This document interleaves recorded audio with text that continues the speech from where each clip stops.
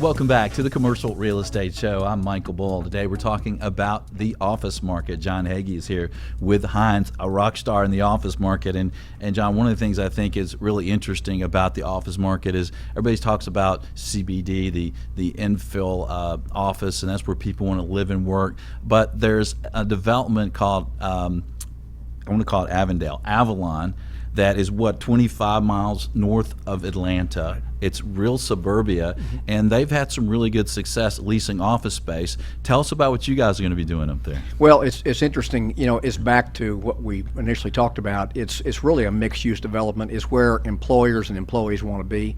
The developers of Avalon refer to themselves as an urban burb.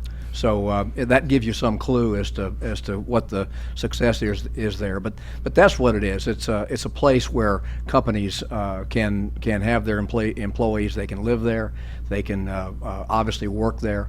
They can enjoy their lives there with everything that's available. And we were drawn to it for that reason. It's kind of back to what I said. That 10%. That's the key location in the northern area of Atlanta. And what kind of rents have they been getting there for their office space? You know, their loft product which is what they started with, and we're going to be doing a different product, more of a traditional tower. But their loft product started at around $26 a square foot full service. They're now about 90% leased, and that remaining 10% is being marketed at $32 a square foot. Wow. Way above the balance of the market.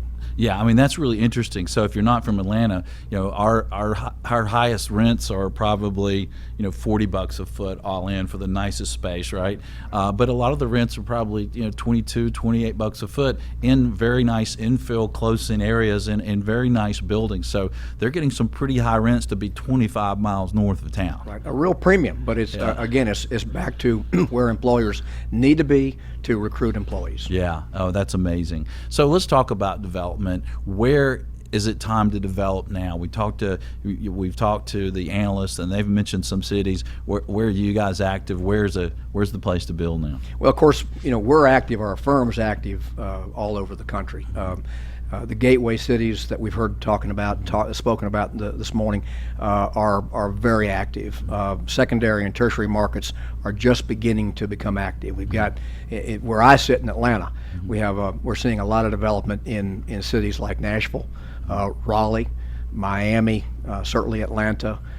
Charlotte, North Carolina is ripe for new development. But again, for us, in all of those markets, it's critical that we're in the right location for long-term growth. Right. And so in the Atlanta market, you're doing spec. Right. And how about in these other cities in the southeast? Not spec. Not spec. Not spec. Okay. We're looking at we might go spec in a major gateway market like Miami, potentially. But in most markets, we're going to only do a development where we've got a lead tenant. Right. Is there a certain amount of pre-leasing that you like to see on a project like that, say in Miami? Yeah, 50% is probably the good rule of thumb. But you know, even that's changed in Atlanta. Whereas even 24 months ago, all of us were thinking we had to be at least 50% pre-leased before we started a building. We're going spec in 2 markets now in the Atlanta market. We mentioned the North Fulton submarket. We're going spec in Midtown as well. Mm-hmm. Yeah. Well, Midtown seems like a sure bet, and you know, that one out in the suburbs is just crazy. I think if people. You got to go see this project, though. Yeah. I mean, to get an understanding. But as soon as you go outside the projects, the rents just drop dramatically. The prices drop dramatically for everything. So it's kind of an oasis out here in the suburbs. It's pretty amazing.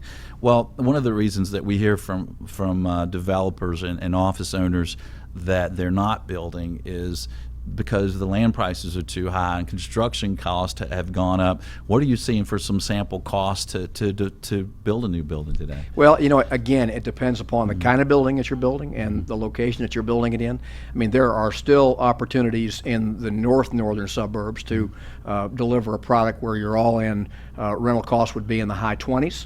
And that's still a very attractive to a certain number of companies. So that would be a construction price that would be somewhere in the $200 to $250 a square foot range.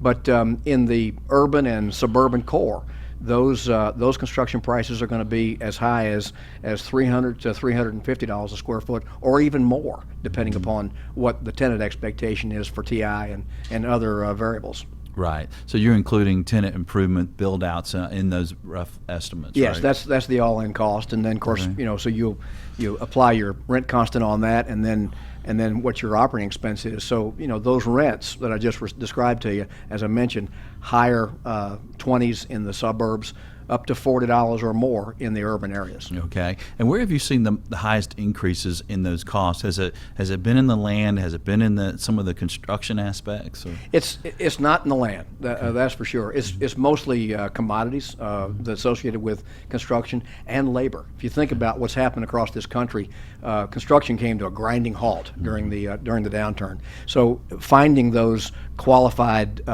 construction workers in these cities is very, very challenging. And by way of example, in a major city like Atlanta, where we've got two major sports franchises building sports facilities, very challenging. Right. Yeah. Everyone's busy. All the construction companies, all the subs. No question about it. Right.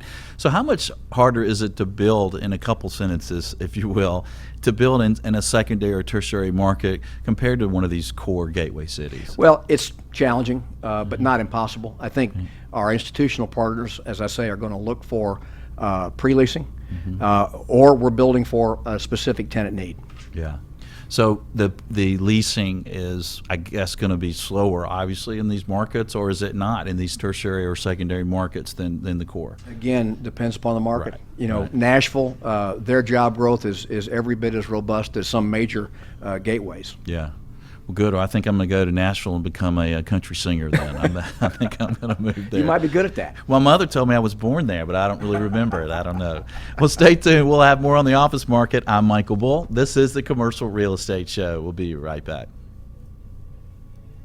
The Commercial Real Estate Show is brought to you by Bull Realty Commercial Advisors, a great place to do business. Visit bullrealty.com. RealNex, a comprehensive and powerful suite of commercial real estate tools at an incredibly low price. Visit realnex.com. That's RealNex.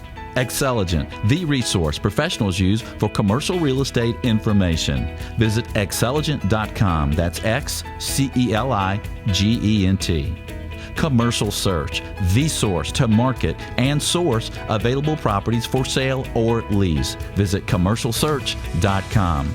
For more information on these great companies, or for additional videos, podcasts, or articles, visit CREshow.com.